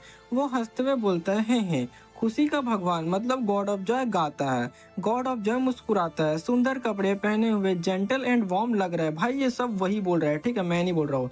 ली हुएंग अचानक पीछे मुड़कर देखता है जहाँ हवा में वही फ्लोटिंग मास वापस आने लगती है। हुएंग बोलता है ये अभी तक पूरी तरह मरी नहीं है। ली हुएंग इंस्टेंटली हवा में जंप करके कॉपर बेल और हेवनली टॉम से दोबारा अटैक करता है। तभी हम वही स्पिरिट को देखते हैं। वो बोल रहे होते हैं चैंटिंग के साथ। गॉड ऑफ जॉय डांस करता है। गॉड ऑफ जॉय खेलता है। गॉड ऑफ जॉय गुस्से में है। गॉड ऑफ जॉय उदास है। मॉन्स्टर मल्टीपल मास में स्प्लिट होने लगता है। गॉड ऑफ जॉय भूखा है। गॉड ऑफ जॉय तड़प रहा है। बाएं हाथ में दिल और जिगर है। दाएं हाथ में इंटेस्टाइन है। हुएंग सोचता है आखिरकार ये स्पिरिट वाला क्या चीज है? क्या ये कभी खत्म भी होगा? गांव का village head God of Joy का स्वागत करने आया है। पूरे एंसेस्ट्रल हॉल के ऊपर एक विशाल ब्लड रेड वॉटेक्स और लाल चांद चमकने लगता है। पूरा आसमान ब्लड धागों से भर जाता है। हुएंग सोचता है मैं एक ट्रैप में फंस चुका हूँ। तभी भाई एक क्रीपी बंदे की वॉइस आती है वेलकम। भाई इसका फेस देखो यार। ली हुएंग हवा में लाइट ग्लोइंग धागों से बांध दिया जाता है। उसके चेहरे पर खूनी जख्मों का लाल जाल बन जाता है और वो चिल्लाते हुए बोलता है नहीं मैं उसका नाम नहीं ले सकता। रेड क्रिसेंट मून के पीछे से पूरा आसमान फटने लगता है। सेलेस्टियल रेन आसमान से गिरने लगती है। हुएंग आसमान की तरफ देख के बोलता है वो क्या चीज है? वो आसमान को फाड़कर बाहर निकलने की कोशिश कर रहा है। आसमान के पर्दे को फाड़कर एक विशाल कॉस्मिक गॉड ऑफ जॉय इसका नेम जी सेन है डिस्टॉर्टेड ग्लोइंग फेस से बाहर निकलने लगता है। भाई अब धीरे धीरे गॉड एंटिटी इंट्रोड्यूस होंगे। अब मजा आना स्टार्ट होगा। हुएंग की आंखों से ब्लड बह रहा होता है। वो कहता है मैं अब और ज्यादा नहीं देख सकता। अपनी आंखें बंद कर लो अभी के अभी। ली हुएंग डर और दर्द से कांपने लगता है। हुएंग के पीछे से एक मिस्टीरियस ग्रीन ग्लोइंग हैंड आगे बढ़ता है। हुएंग डर कर बोलता है ये हाथ आखिर कहाँ से आया? वो ग्रीन ग्लोइंग हैंड आगे बढ़कर ली हुएंग की आंखों को ढक लेता है और उस भूत स्पिरिट जो अभी आया था ना गॉड ऑफ जॉय का इल्यूजन ट्रैप को पकड़कर पूरी ताकत से फाड़ देता है। भाई साहब विजुअल डायमेंशन शीशे की तरह टुकड़े टुकड़े होकर बिखर जाते हैं। सुबह की पहली किरण एंसेस्ट्रल हॉल में आती है। भाई यहाँ पर आप लोग को एक चीज नोटिस करना होगा, कोई भी एंटिटी या गॉड है जो स्टार्टिंग ऑफ द मानवा से हुएंग को प्रोटेक्ट कर रहा है। भाई वो बंदे के सामने लिटरली गॉड ऑफ जॉय का इल्यूजन था और हुएंग के अंदर अभी इतना पावर नहीं है कि उसको हैंडल कर पाए, बट वो गॉड पीछे से आके हुएंग को प्रोटेक्ट कर लिया। हिलेरियस भाई। खैर आगे बढ़ते हैं। हुएंग रिलीफ की सांस लेके बोलता है, मैं बच गया, अभी उस हाथ की वजह से ही मैं सुबह तक होने तक टिक पाया। हुएंग आगे सोचता है, वो हाथ आखिर किसका हाथ था? वो लू फैमिली ट्रॉप का तो नहीं हो सकता, उनके नाटक की आवाज तो आपसे रुकी ही नहीं थी। हुएंग एंसेस्ट्रल हॉल में जाके उनके एंसेस्टर से पूछता है, क्या आप लोग थे जिन्होंने अभी मेरी मदद की? जैसे ही ली हुएंग पूछता है, सारे एंसेस्ट्रल टैबलेट के साथ एक साथ जमीन पर गिर जाते हैं। इधर ली हुएंग अजीब तरीके से मुंह बना के बोलता है, अगर आप लोग नहीं भी थे तो इतना बड़ा रिएक्शन देने की जरूरत नहीं थी। और तभी हुएंग के कंधे पर वही ग्रीन स्पेक्ट्रल हैंड आकर बैठता है और वो बोलता है, किड। भाई मैं आपको बता दूं, अगर आप स्टार्टिंग से मेरा वीडियो देख रहे हो ना पार्ट 1 से, तो आप लोग को पता होगा कि किड वर्ड कौन बोलता है, ठीक है। तभी सीन चेंज होता है और मास्टर हु के बेटे हु किन वो बोल रहे होते हैं, बहुत बढ़िया, बहुत ही बढ़िया। पूर्वज इस नाटक से बहुत खुश है, टेबल पर रखी धूप और मोमबत्तियां पूरी तरह खत्म हो गई है। ये कितना अच्छा शगुन है मिस्टर लू, आपने बहुत मेहनत की, आइए मैं आपको ड्रिंक ऑफर करता हूँ। तभी लू जुएंग बोलते हैं, अरे कोई बात नहीं, ये तो इस बूढ़े का फर्ज था। लू जुएंग पूछते हैं, क्या कल रात एंसेस्ट्रल हॉल में आप ही गाना गा रहे थे? मैंने बाहर से सब सुना। तभी हु किन का ग्रैंडसन हु सॉ बोलता है, आप बहुत अच्छा गाते हैं। लू जुएंग बोलते हैं, जब तक यंग मास्टर हु को पसंद आए हमारे लिए उतना ही काफी है। मास्टर वो चिल्ला के बोलते हैं, कोई है? यंग मास्टर को उनके कमरे में ले जाओ पढ़ाई करने के लिए। इधर वो रोते हुए बोलता है, वाह मुझे नहीं पढ़ना, मुझे नीचे उतारो। मास्टर हु खासकर बोलते हैं, माफ कीजिएगा, ये लीजिए ताए हुए 10 तैल सिल्वर। मास्टर लू कृपया इन्हें स्वीकार करें, मुझे और भी काम है तो मैं अब और नहीं रुक पाऊंगा। लू जुएंग बोलते हैं, इस इनाम के लिए आपका बहुत बहुत शुक्रिया मास्टर हु। तभी लू जियाओ और हुएंग लू जुएंग के पास आते हैं। लू जुएंग बोलती है, आखिरकार इनकी बातें खत्म हुई, मुझे पॉर्क बेली और रोस्टेड चिकन खाना है। लू जुएंग बोलते हैं, आइए आइए यंग डॉइस्ट, पहले आप खाए। हुएंग बोलते हैं, क्या खाना? और वो एकदम से शॉक हो जाता है, ओह पहले आप लोग खा लीजिए, मेरी चिंता मत कीजिए। लू जुएंग बोलते हैं, हु फैमिली ने बहुत ही स्वादिष्ट और सनाहा पकवान बनाए हैं, अगर यंग डॉइस आप इन्हें नहीं खाएंगे तो बहुत दुख की बात होगी। हुएंग बोलता है, खाने की कोई जल्दी नहीं है मास्टर लू, कल रात आपने उन सभी मेमोरियल टैबलेट को एक साथ नीचे गिरते हुए देखा था ना? लू जुएंग बोलते हैं, ये मुझे कैसे पता होगा, मैं तो स्टेज पर पूरी रात आंखें बंद करके गाना गा रहा था। हुएंग डॉट कनेक्ट करने का ट्राई करता है, ऐसा है क्या? कल रात की वो आवाज चाहे कितनी भी धुंधली क्यों ना हो, पर वो आवाज बिल्कुल साफ थी, वो पार्टी मास्टर डेंग यांगजी की आवाज थी। हुएंग मन ही मन में सोचता है, चाहे कोई भी दुनिया हो, सिर्फ वही मुझे किड कहकर बुलाते थे, जैसा कि मैंने आपको पहले बताया था दोस्तों। लेकिन ये गिरे हुए एंसेस्ट्रल टैबलेट और वो गायब हुआ गॉड ऑफ जॉय, इनमें से किसी भी बात का कोई मतलब नहीं निकल रहा। क्या ऐसा हो सकता है कि 3 flower gathered at the crown की वजह से वो सच में इमोर्टल बन गया हो? पर वो चीज क्या थी जो मैंने कल रात देखा था? कल्टीवेशन का मेथड और एलिक्सर तो वो सब बातें थी जो मैंने हॉस्पिटल में बैठकर दिमाग में बनाई थी। वो किसी भी हालत में इमोर्टल नहीं बन सकता था, तो फिर अब वो असलियत में क्या चीज बन चुका है? तभी लू जुएंग बोलते हैं, यंग डॉइस्ट आपकी सोच में डूबे हैं, हम सब एक परिवार जैसे हैं, अगर कोई परेशानी है तो बेझिझक पूछिए। हुएंग सोचता है, चाहे ये सच हो या झूठ, अभी के लिए मैं बस जीजिंग सिटी जा सकता हूँ और स्कॉलर लू के बताए जेंगडे गेट को ढूंढ सकता हूँ।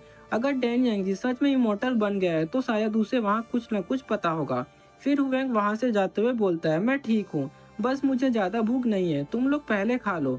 लू जुएंग हुएंग के पीछे भागते हुए बोलते हैं, यंग डॉइस रुकिए, ये कुछ डिशेज अपने साथ ले जाइए, मैंने अभी तक आपको ताए हुए 6 तैल सिल्वर भी नहीं दिया, 1 मिनट रुकिए यंग डॉइस। और दोस्तों इसी के साथ आज का ये वाला पार्ट खत्म होता है, तो मिलते हैं नेक्स्ट पार्ट में, तब तक के लिए bye bye, take care and Radhe Radhe. तो दोस्तों पिछले पार्ट में हमने देखा था कि हुएंग के पीछे से एक अजीब सा ग्रीन ग्लोइंग कलर का हैंड आकर उसे बचाता है, बट हमें नहीं पता कि वो कौन है। अब आगे रात के वक्त पूरा ग्रुप जंगल में कैंप फायर जलाकर बैठा होता है और उधर ली हुएंग और बायली एक विशाल पेड़ की टहनी मतलब ब्रांच पर बैठकर बातें कर रहे होते हैं।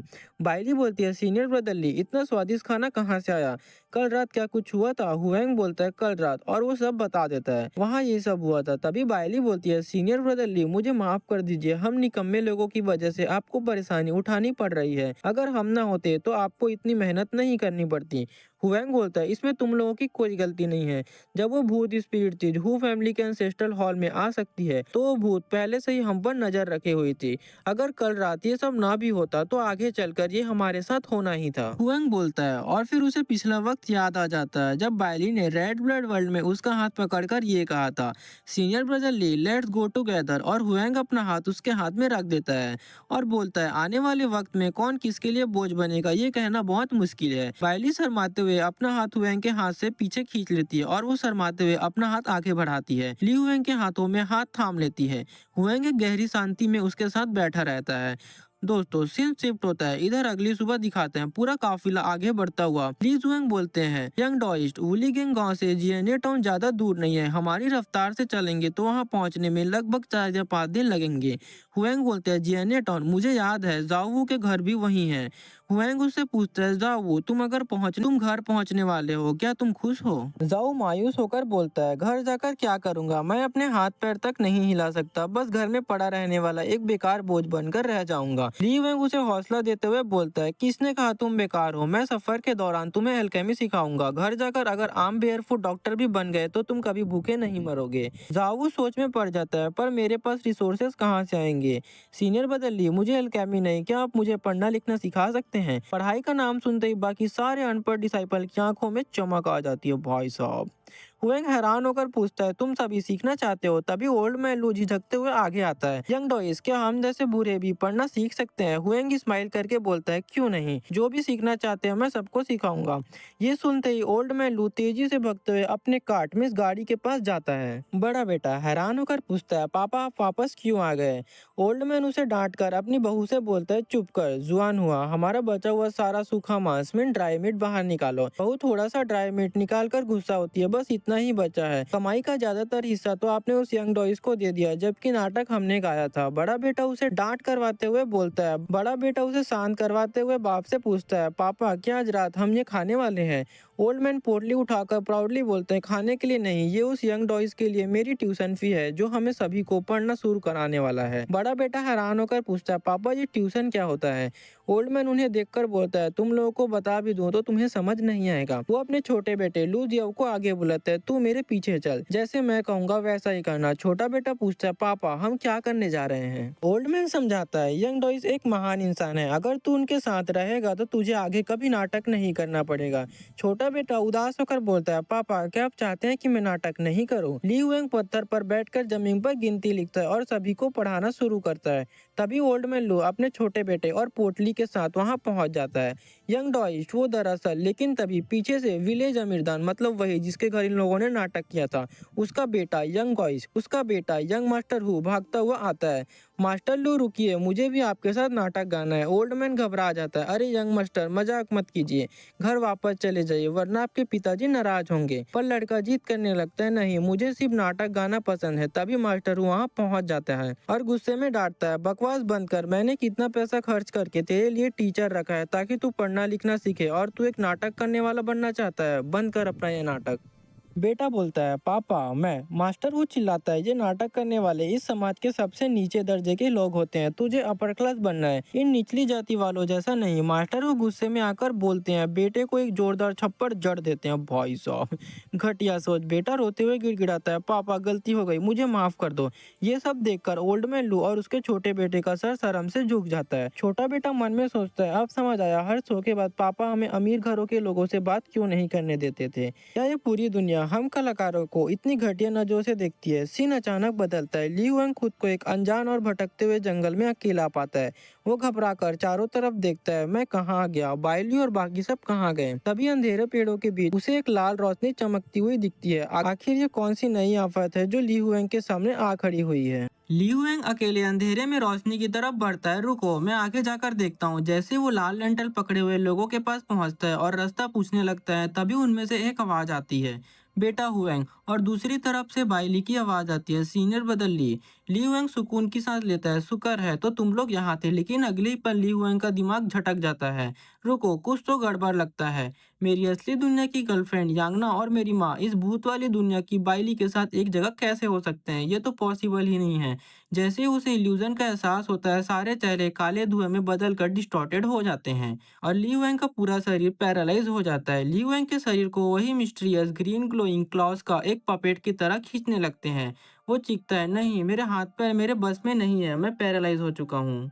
तभी आसमान में एक विशाल फ्लैशी मॉन्स्टर मास्टर डैन का भयानक रूप सामने आता है। वो शैतानी हंसी के साथ चिल्लाता है, शाबाश लड़के, तू सारे जिंदा इंसानों को मेडिसिन इंग्रेडिएंट बनाकर मेरे पास ले आया है। चल अब हम दोनों मिलकर इमोर्टल बनते हैं। सीन तभी प्रेजेंट में शिफ्ट होता है। ली वैंग चीखते हुए सीधा बिस्तर पर बैठ जाता है। उसका सांस फूल रहा था और वो पूरी तरह पसीने में भीगा हुआ होता है। तभी पास में बैठी बाइली फिक्रमंद होकर पूछती है, सीनियर बदली, क्या आपको फिर से वही बुरा सपना आया था? ली वैंग अपना सर पकड़कर बोलता, हाँ, वो बस एक बुरा ख्वाब था। बाइली प्लेट आगे करते हुए बोलती है, आप भूखे होंगे, मैं गरम स्टीम बस लाई हूँ, थोड़ा खा लीजिए। ली वैंग थोड़ा शक में आकर पूछता है, हमारे पास तो सफर के सारे पैसे खत्म हो चुके थे, फिर हमारे पास ये इतने पैसे कहाँ से आए?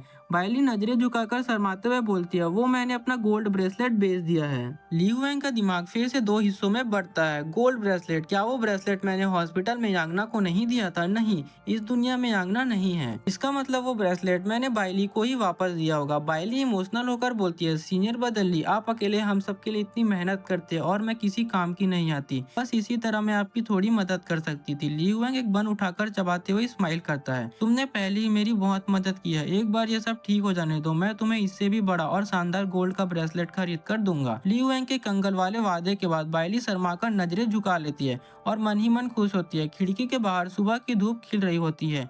इधर ली वैंग उससे बोलता है, मैं तुम्हारा इंतजार करूंगा। पूरा काफिला आखिरकार जियाने टाउन के डोंगले होटल में पहुंचता है। टेबल पर बैठकर ली वैंग ओल्ड मैन लू से पूछता है, मास्टर लू, जीजिंग के उस बच्चे देने वाले सैक के बारे में आप और क्या जानते हैं? ओल्ड मैन चाय पीते हुए ठंडी सांस लेता है, मैंने कभी अंदर जाकर तो नहीं देखा, पर मेरा अंदाजा है कि कोई बूढ़ा मास्टर वहाँ सबको मंत्र जपना सिखाता होगा। बाइली पूछती है, सीनियर बदली, क्या हम जियाने टाउन में कुछ दिन और नहीं रुकेंगे? वैंग सूप पीते हुए बोलता है, नहीं, रुकने का कोई फायदा नहीं है। निनपिंग कैंडम के मारे गए लोगों का आखिरी पैगाम मैंने जावू को दे दिया है। वो घर जाकर किसी एस्कॉर्ट एजेंसी के जरिए उन्हें सही जगह पहुंचा देगा। तभी पीछे से एक आवाज आती है, सीनियर बदली, मैं घर नहीं गया। हुएंग मुड़कर देखता है तो वहाँ जावू खड़ा होता है। ली हुएंग हैरान होकर पूछता है, जावू, तुम वापस क्यों आ गए? तभी टेबल के दूसरी तरफ से चुनसो मैन बोलती है, ये किंगफेन टेम्पल में मेडिसिनल में थी दोस्तों, अगर आपको याद होगा तो। वो बोलती है, और क्या वजह होगी? इसके अपाहिज होने की वजह से इसके बाप ने इसे घर में घुसने नहीं दिया होगा। चुनसो मैन गुस्से में बोलती है, मैंने जावू को पहले ही कहा था कि उसे किडनैप नहीं किया था, बल्कि उसके बाप ने उसे बेचा था। हुएंग उसे शांत कराते हुए बोलता है, एक बाघ भी अपने बच्चे को नहीं खाता, तुम उसके बाप के बारे में ज्यादा बुरा सोच रही हो।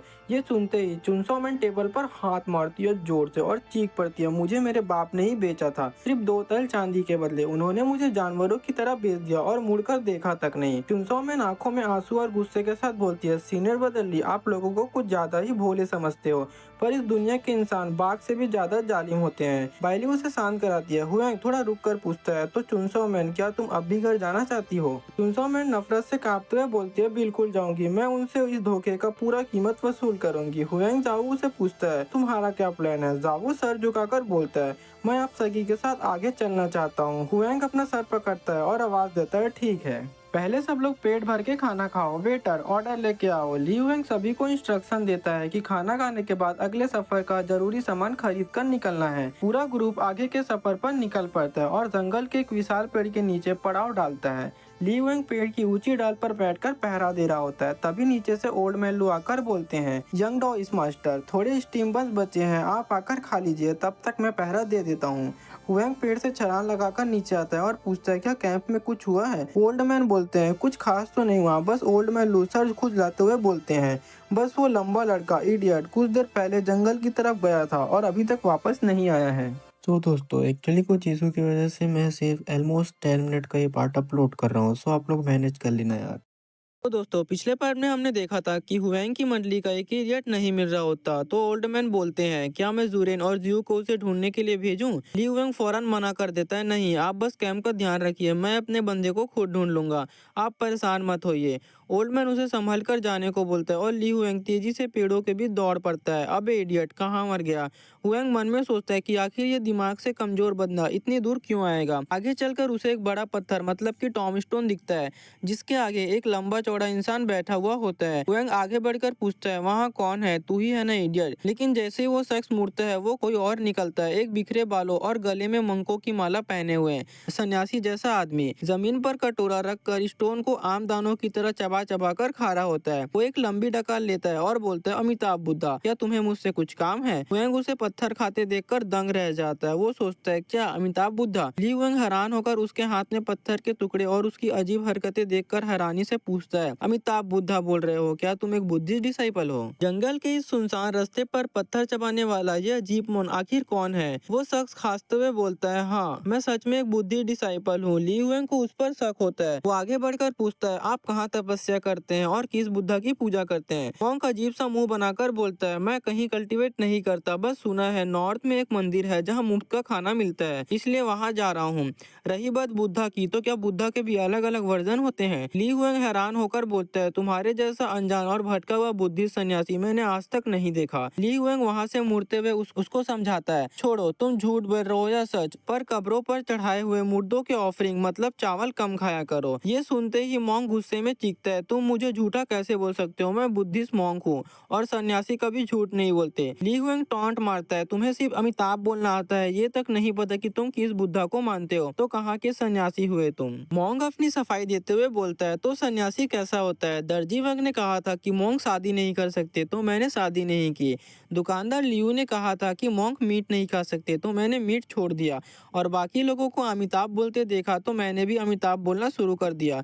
ली हुएंग उसकी भोली बेवकूफी देखकर बिल्कुल चुप रह जाता है। तभी पीछे से लंबा लड़का मतलब वही इडियट हाथ में कटोरा लेकर दौड़ता हुआ आता है। सीनियर बदल ली जंगल में वाइल्ड राइस मिले हैं। ली हुएंग एक झटके में उसके हाथ से कटोरा उड़ाकर चीखता है कैसा चावल, ये कब्रों पर चढ़ा हुआ अनाज है, तेरी हिम्मत कैसे हुई इसे खाने की, मरना है क्या, चल वापस कैंप चल। हुएंग उसे खींचकर ले जाता है जबकि पीछे खड़ा मोंक अपना सर पकड़कर एक्सेंशियली क्राइसिस में चला जाता है। मैंने वही सब किया जो लोगों ने कहा, फिर भी मैं एक बुद्धिस्ट डिसाइपल क्यों नहीं हूँ। अगले दिन काफिला हाईवे पर आगे बढ़ता है। रास्ते पर लोगों की भीड़ देखकर ली हुएंग बोलता है रास्ते पर लोग बढ़ रहे हैं, लगता है जिजिंग सिटी पास में ही है। ओल्ड मैन लू तंबाकू पीते हुए बोलते हैं ज्यादा दूर नहीं है, बस 10-12 दिन और लगेंगे। लेकिन रास्ते पर भीड़ का होना अच्छी बात नहीं है। हुएंग पूछता है भीड़ अच्छी क्यों नहीं है। ओल्ड मैन लू समझाता है क्योंकि भीड़ मोटी भेड़ों के झुंड जैसी होती है और जहाँ भेड़ों का झुंड होगा वहाँ इससे पहले कि ओल्ड मैन लू अपनी बात पूरी करता पीछे से एक चीख पुकार मच जाता है डाकू आ गए भागो। घोड़ों पर सवार डाकुओं का एक खतरनाक हथियार लहराते हुए भीड़ पर टूट पड़ता है। डाकुओं का सरदार हंसते हुए चिल्लाता है हाँ इस बार तो सच में बहुत मोटी भीड़ हाथ लगी है। ली हुएंग तुरंत अपनी शॉट खींचकर आगे निकालता है। मास्टर लू का अंदाजा बिल्कुल सही निकला, तुम लोग आगे निकलो मैं इन्हें देखता हूँ। ब्लू ड्रॉप गाड़ी लेकर जंगल की तरफ भागती है। यंग डॉइस्ट हम आगे जंगल में आपका इंतजार करेंगे। डाकू चिल्लाते हैं इन भीड़ों को जंगल में मत घुसने दो, वहाँ हमारे घोड़े नहीं चल पाएंगे। ली हुएंग इन डाकुओं के पूरे गिरोह को अकेले ढेर कर पाएगा या ये लुटेरे उसके सामने कोई नई मुसीबत खड़ी करेंगे। डाकू घोड़े दौड़ाते हुए मासूम यात्रियों को गाजर मूली की तरह काटने लगते हैं। रास्ते में किसी को जिंदा मत छोड़ो, सबको खत्म कर दो। भीड़ में एक बूढ़ी औरत अपनी जान बचाने के लिए तेजी से दौड़ती है पर उसकी सांस फूलने लगती है। डाकुओं का सरदार उस बूढ़ी औरत के पीछे पहुंच जाता है और तलवार उठाकर बोलता है इतना धीरे भागती है, खुद मौत को दावत दे रही है। जैसे ही वो तलवार चलाता है वही पत्थर खाने वाला अजीब मोंक बीच में छलांग लगाकर बूढ़ी औरत को बचा लेता है। डाकू की तलवार सीधा मोंक के कंधे को और पीठ को चीर देती है। मोंक जमीन पर खून से लथपथ गिर पड़ता है। डाकू घोड़े से नीचे उतरकर बोलते हैं तुझे अभी भी लोगों को बचाने का शौक है, लगता है सन्यासी तुझे अपनी जान प्यारी नहीं है। जख्मी मोंक दर्द में बोलता है अमिताभ एक तस्वीर बनाने वाले ताऊ तंग ने कहा था कि एक इंसान की जान बचाना 100 मंदिर बनाने से भी बड़ा पुण्य होता है। डाकू दरिंदगी में मुस्कुराता है चलो अच्छी बात है, अगर इतना ही ज्ञान है तो पहले मैं तेरी गर्दन काटूंगा, फिर इस बुढ़िया को मारूंगा और तुम दोनों के कटे हुए सर से मैं फुटबॉल खेलूंगा। इससे पहले कि डाकू अपनी तलवार चलाता आसमान से ली हुएंग का कहर टूट पड़ता है। उसकी आंखों में शैतानी जुनून देखकर डाकू की रूह कांप जाती है। रुको इस डॉइस के साथ कुछ तो बहुत अजीब है, दूर रहो मुझसे। वो अपनी तलवार से रोकने की कोशिश करता है, पर ली वेंग की ताकत के आगे उसकी तलवार दबने लगती है। इसके पास एक ऐसा अजीब पावर है, ली वेंग बिना कोई रहम दिखाए अपनी तलवार घुमाता है और एक ही झटके में डाकू के सरदार के धड़ से अलग कर देता है, जमीन पर गिरा देता है उसका सर। अपने बॉस की लाश देखकर बाकी डाकुओं में भगदड़ मच जाती है, बॉस मारा गया, ये डॉइस मास्टर पक्का कोई शैतान है, भागो सभी। ब्यूरो ऑफ सेलेस्टियल सुपरविजन का ऑफिशियल है, डाकू भाग जाते हैं, पर तब तक बहुत देर हो चुकी थी। रास्ते पर हर तरफ बेगुनाहों की लाशें बिखरी पड़ी थी। एक छोटी बच्ची अपने माँ बाप की खून से सनी लाशों के पास बैठकर फूट फूट कर रो रही होती है। ली वेंग ये मंजर देखकर गहरे दुख में डूब जाता है। जख्मी मोंग धीरे धीरे खून के दलदल से चलते हुए आगे बढ़ता है। उसके मुंह से एक अजीब भाषा की शक्तिशाली मंत्र निकलने लगता है। वो हाथ जोड़कर उस रोती हुई बच्ची और मृत आत्माओं के सामने अपना सर झुकाता है और बोलता है, अमिताभ, क्या इस मासूम मोंग का ये अजीब रूप किसी नई स्पिरिचुअल पावर को जन्म दे रहा है और ली वेंग इस जालिम दुनिया के अगले मोड़ पर किन नई आफतों से टकराएगा। डाकुओं के सरदार को मार गिराने के बाद बचे हुए डाकुओं ने शायद पूरे इलाके में इस खौफनाक डॉइस की खबर फैला दी थी। यही वजह थी कि आगे जीजिंग सिटी तक का पूरा सफर बिना किसी रुकावट के शांति से गुजरा। बस एक ही अजीब बात थी कि वही फकीर जैसा दिखने वाला मॉन्क, वो अजीब मॉन्क पूरे रास्ते बिना कुछ बोले काफिला के पीछे पीछे चलता रहा। वो जंगल की कच्ची घास फूस और ली वेंग के दिए एक दो स्टीम बंस खाकर ही जिंदा रहा और इसी तरह लगभग 10 दिनों तक उनके पीछे हाथ जोड़े चलता रहा। आखिरकार उनके सामने जीजिंग सिटी के विशाल दरवाजे दिखाई देते हैं। तभी ठंडी सांस लेते हैं कि लंबा और थका देने वाला सफर फाइनली पूरा हुआ। ओल्ड मैन लू बोलते हैं, यंग डॉइस जल्दी अंदर चलते हैं वरना सस्ते वाले होटल के सारे कमरे भर जाएंगे। वेंग उसे बोलता है, आप सभी पहले वहाँ जाइए। ओल्ड मैन हैरान होकर पूछते हैं, पर आप कहाँ जा रहे हैं? ली वेंग हाथ हिलाकर बोलता है, मैं उस शेख को ढूंढने जा रहा हूँ जिसका जिक्र आपने पहले किया था। मैं थोड़ी देर बाद आप सबसे आकर मिलता हूँ। और वो शहर की भीड़ में निकल पड़ता है। शहर के बीच एक विशाल मंदिर के सामने खड़े होकर हुएंगली सोचता है, आमतौर पर बुद्धिस्ट मंदिर पहाड़ों पर होते हैं, पर ये शहर के ठीक बीच में है और यहाँ धूप बत्ती की खुशबू भी काफी तेज है। जेंगडे टेम्पल। हुएंग को याद आता है कि मरने से पहले जुआन यिन ने इस जगह का नाम लिया था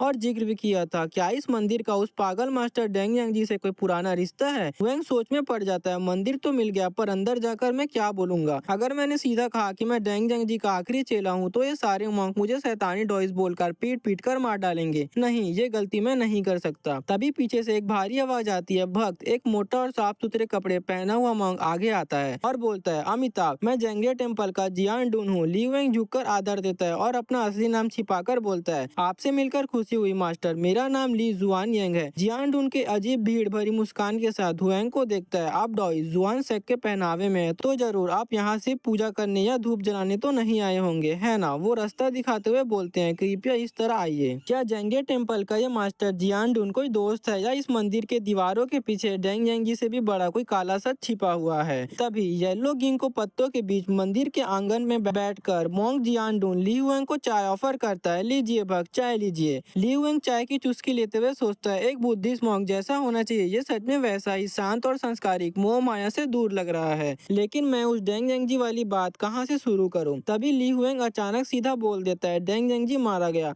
ये सुनते ही जियान डून के हाथ कांप जाते हैं और चाय का कप छूट जाता है। हुएंग समझ जाता है कि इस मंदिर का डेंग यांग जी से सच से कोई न कोई गहरा कनेक्शन था। जियान डून घबराकर पूछता है, क्या वो बूढ़ा डॉइस सच में मर गया? ये मामला बहुत जरूरी है, कृपया पूरी बात विस्तार से बताइए। ली हुएंग उसे सारी घटना बताता है और पूछता है, मास्टर, क्या इस हालात में क्या डेंग यांग जी सच में इमोर्टल बन गया है या वो कुछ और ही बन चुका है? जियान डून सोच विचार होकर पूछता है, क्या सच में आपके कान में डेंग यांग जी की आवाज आई थी? हुएंग बोलता है, 100%। वो कोई वहम नहीं हो सकता क्योंकि वहाँ गॉड ऑफ जॉय मॉन्स्टर भी मौजूद था। जियांग डून हाथ जोड़कर बोलता है, भक्त जुआन यांग, मैं अकेले इस पर कोई फैसला नहीं ले सकता, मुझे शेख मास्टर को रिपोर्ट करना होगा, आप थोड़ी देर यहीं रुकिए। जियांग डून के रिएक्शन से ली हुएंग समझ जाता है कि डेंग यांग जी का किस्सा भी खत्म नहीं हुआ है। थोड़ी देर बाद जियांग डून वापस आता है। ग्रैंड शेख मास्टर आपसे खुद मिलना चाहते हैं, आइए। वो पिछले हॉल में आपका इंतजार कर रहे हैं।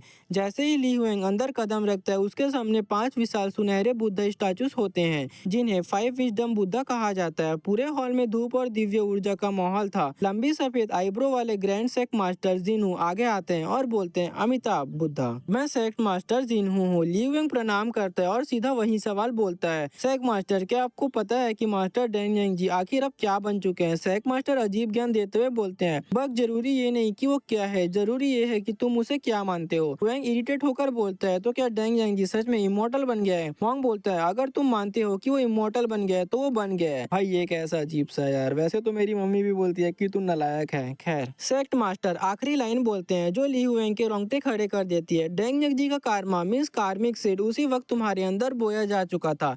हुएंग के पीछे डेंग जी का एक विशाल रूहानी साया मंडराने लगता है। ली हुएंग खौफ में सोचता है, नहीं, खुद को डराने की कोई जरूरत नहीं है, ये नहीं हो सकता जो मैं सोच रहा हूँ। क्या डेंग जी ने मरते वक्त ली हुएंग के शरीर को अपना नया ठिकाना बना लिया था? और जेंगडे सेक्ट मास्टर इस साये से बचने के लिए क्या रास्ता बताएंगे? ली हुएंग मुद्दा उठाते हुए पूछता है, सेक्ट मास्टर, जेंगडे टेम्पल और डेंग जी के बीच पुरानी दुश्मनी थी ना? सेक्ट मास्टर जिन्हो सच बताते हैं, बिल्कुल सही, वो पहले लोगों को अगवा करता था, कत्ल करता था और आतंक मचाता था। मैंने उसे पकड़ने के लिए अपने चेले भेजे थे, लेकिन वो हर बार बचकर भाग निकलता था। ली हुएंग आगे बढ़कर बोलता है, चाहे अब डेंग जी कुछ भी बन चुका हो, आखिरकार वो हमारा दुश्मन है, उसे इस तरह छोड़ना खतरनाक हो सकता है। हुएंग बोलता है, क्या सेक्ट मास्टर के पास डेंग जी को पूरी तरह जड़ से खत्म करने का कोई तरीका है? सेक्ट मास्टर अपना हाथ आगे करके बोलते हैं, थोड़ा पास आओ, मुझे एक बार फिर से ध्यान से देखना होगा। ली हुएंग को झिझकते देखकर वो कहते हैं, भक्त जुआन यांग, अगर तुम्हें लगता है कि मैं तुम्हें नुकसान पहुंचाऊंगा तो तुम्हें इस मंदिर के दरवाजे पर कदम ही नहीं रखना चाहिए था। हुएंग सांस लेता है, ठीक है, मैं इंसेप्शन के लिए तैयार हूँ। सेक्ट मास्टर ली हुएंग के सर पर हाथ रखते हैं और अगले ही पल उनके हाथों से ब्लू ऑरा लाइटनिंग फट पड़ता है। पूरे हॉल में ब्लू लाइटिंग स्प्रेड हो जाता है। ली हुएंग की आंखों में अजीब ग्लोइंग रोशनी आती है और कुछ ही पलों में सब शांत हो जाता है। क्या इतनी जल्दी खत्म भी हो गया? सेक्ट मास्टर हाथ जोड़कर बोलते हैं, भक्त, अब मैं पूरी स्थिति समझ चुका हूँ, यह मामला बेहद गंभीर है, मुझे मंदिर के बाकी एल्डर के साथ बैठकर रणनीति बनानी होगी। आप चाहें तो आज रात यहीं रुक सकते हैं, कल हम आपको जवाब देंगे। हुएंग बोलता है, बाहर मेरी साथी इंतजार कर रहे हैं, वो परेशान हो जाएंगे। सेक्ट मास्टर बोलते हैं, रुकना या जाना आपकी मर्जी है, कल दोपहर ठीक 12 बजे जेंगडे टेम्पल के दरवाजे खुलेंगे। सेक्ट मास्टर जाते जाते बोलते हैं, अगर इस मुसीबत का हाल नहीं निकला तो यह आपके और पूरी दुनिया के लिए बहुत बड़ा खतरा बन जाएगा। जैसे वो पीछे मुड़ते हैं वो अजीब मंत्र बड़बड़ाने लगते हैं। जियान डुन हुएंग को बाहर का रास्ता दिखाता है, लेकिन तभी एक ऐसी चीज होती है जो होश उड़ा दे। सेक्ट मास्टर के सर अजीब तरीके से वाइब्रेट होता है और उनके सर के पिछले हिस्से की तरफ एक खूनी लाल आंख मतलब थर्ड आई बाहर झांकने लगती है। वो खौफनाक आवाज में बड़बड़ा रहे होते हैं। ली हुएंग पीछे मुड़कर ये मंजर देख लेता है और उसकी रूह कांप जाती है। तभी ली हुएंग होटल वापस आकर सोचता है, क्या वो मेरा वहम था या सच? डेंग जी का मामला था, इसलिए हुएंग रिस्क नहीं लेना चाहता था। उसने सभी साथियों को शहर में भेजकर जेंगडे टेम्पल की जानकारी इकट्ठा करने को कहा था। तभी एक डिसाइपल आकर बताता है, सीनियर बदल ली, हमें पता चल गया, जेंगडे टेम्पल पूरे जीजिंग सिटी का सबसे बड़ा और मशहूर मंदिर है। जावू बताता है, यहाँ तक कि राजमहल मतलब पैलेस के अमीर लोग और मंत्री भी वहाँ पूजा करने आते हैं। चुनसो मैन और बायली आकर बताती है, वहाँ के नियम बहुत सख्त है। कुछ वक्त पहले एक चेले ने चुपके से मिक खाने की कोशिश की थी तो उसे उसी वक्त मंदिर से निकाल दिया गया था। बाहर से इतना पवित्र दिखने वाला जेंगडे टेम्पल के सेक्ट मास्टर के सर के पीछे आखिर वो शैतानियत किसकी थी? ली हुएंग कल दोपहर वापस जाकर किसी नए ट्रैप में फंसने वाला है। तभी बायली मासूमियत से इस बारे में सोचने लगती है। अगले दिन ली हुएंग दोपहर को मंदिर के मेन हॉल में पहुंचता है। सेक्ट मास्टर जिन्हो बोलते हैं, डेंग जी की आत्मा को शांत करने के लिए हमें एक महापूजा करनी होगी, लेकिन उससे पहले भक्त जुआन यांग, हमें आपके भटकते हुए बेचैन दिमाग को ठीक करना होगा। भटका हुआ दिमाग का नाम सुनते ही ली हुएंग के अंदर का मेंटल ट्रॉमा जाग उठता है। वह अचानक गुस्से में दहाड़ पड़ता है, नहीं, मैं बीमार नहीं हूँ, मुझे कोई मानसिक बीमारी नहीं है। अपने गुस्से को काबू करते हुए ली हुएंग सर झुकाकर बोलता है, माफ कीजिएगा सेक्ट मास्टर, कृपया बताइए कि मैं अपने दिमाग को कैसे शांत करूं? सेक्ट मास्टर एक पुरानी किताब आगे बढ़ाते हैं, आप इस Buddhist scripture the 5 element are all empty को अपने पास रखिए। मॉन्ग बोलते हैं, बस दिन में 3 बार सुबह, दोपहर और रात को इसका पाठ कीजिएगा। हुएंग हैरान होकर पूछता है, सिर्फ पढ़ना काफी है, कोई अलग कल्टीवेशन मेथड या अजीब चीजें खाने की जरूरत नहीं है? मॉन्ग बोलते हैं, सिर्फ पढ़िए और रोज आना जाना परेशानी भरा होगा, इसलिए जब तक पूजा नहीं होती आप मंदिर के गेस्ट रूम में ही रुकिएगा। ली हुएंग मान जाता है और कुछ दिन बीत जाते हैं। ली हुएंग अपने कमरे में रोज स्क्रिप्चर का जाप करता है। पढ़ते पढ़ते वो बिस्तर पर लेट जाता है और किताब अपने चेहरे पर रखकर ठंडी सांस लेता है। कमाल है, मुझे यकीन नहीं हो रहा कि सिर्फ इस किताब को पढ़ने से सच में असर हो रहा है। पिछले कुछ दिनों में मेरी बेचैनी कम हुई है और मुझे बहुत सुकून भरी नींद आ रही है। ली हुएंग बिस्तर पर बैठकर सोचता है, एक बार डेंग जी का खात्मा हो जाए फिर मैं है तो इसी को ढूंढूंगा।